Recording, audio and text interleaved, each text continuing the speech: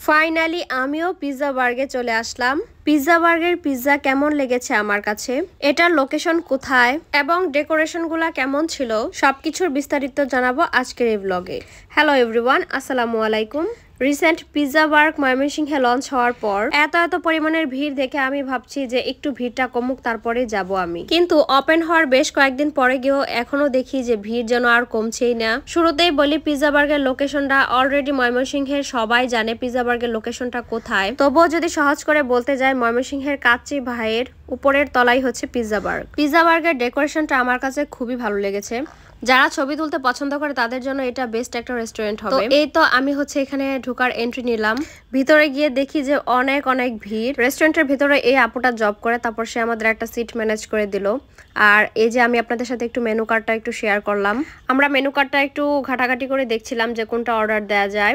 তারপর আমরা আমাদের মেম্বার্স বুঝে হচ্ছে আমরা একটা পিৎজা অর্ডার করলাম। আর মেনু কার্ডটা আপনাদের সাথে শেয়ার করার এটাই কারণ যে আপনারা হচ্ছে আগে থেকেই জেনে বুঝে যেতে পারবেন কোন খাবারটার কত প্রাইস, সেটা আপনারা আগে থেকেই জানতে পারবেন।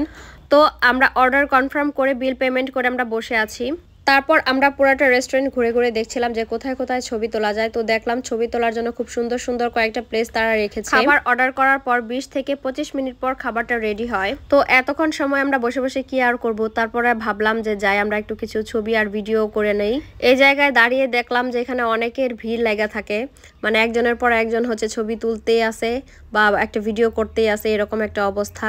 তো আমি ওইখানে বেশ কয়েকটা ছবি আর ভিডিও করে নিলাম। এখানে দাঁড়ায় বেশ কয়েকটা ভিডিও করছি, সেগুলো রিলসগুলো আপনারা হচ্ছে সামনে দেখতে পারবেন। আর আমি গিয়েছিলাম বিকাল দিকে। তো বিকাল দিকে এত পরিমাণের ভিড় ছিল, আপনারা আমার ভিডিওতে দেখলেই বুঝতে পারবেন যে আসলে কি পরিমাণের ভিড় ছিল। মানুষ তো শুধু আসতেই আছে। পুরোটা রেস্টুরেন্টের ডেকোরেশন আমার কাছে খুব ভালো লেগেছে।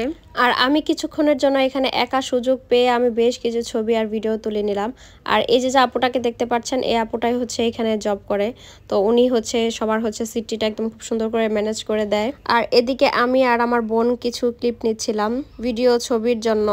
তারপর অনেকক্ষণ অপেক্ষা করতে আমাদের খাবার অবশেষে চলে আসলো বলতে নিজেরই যায় আর কি, নিয়ে আসতে হবে। তো এটা হচ্ছে যারা যায় তারা তো অবশ্যই সবাই জানে। তো আমরা হচ্ছে এই পিৎজাটা নিয়েছিলাম। পিৎজাটা দেখেই খুব লোভনীয় লাগছিল, যে খেতে না জানি কেমন লাগবে। তো খাওয়ার পরে আমরা বুঝলাম যে না, এটার টেস্ট আসলেই খুব ভালো ছিল, আমাদের কাছে খুবই ভালো লেগেছিল। যারা অনেক পিৎজা লাভার তারা তো অবশ্যই এখানে আয়সা এখানের পিৎজাটা ট্রাই করলে তাদের কাছে অনেক ভালো লাগবে। তো আমাদের খাওয়া দাওয়া শেষ করে তারপর হচ্ছে আমরা ভাই বোনরা হচ্ছে একটু করে ভিডিও ক্লিপস নিতেছিলাম। আমাদের কাছে খাবারের টেস্ট যেহেতু ভালো লাগছে, তার জন্য আমরা হচ্ছে ভাবির জন্য পার্সেল নিয়ে নিলাম। ভাবি তার ব্যস্ততার জন্য সে আসতে পারে নাই আমাদের সাথে। তো ভিডিওটা যারা দেখেছেন সবাইকে অসংখ্য ধন্যবাদ। অবশ্যই লাইক, কমেন্ট এবং শেয়ার দিবেন।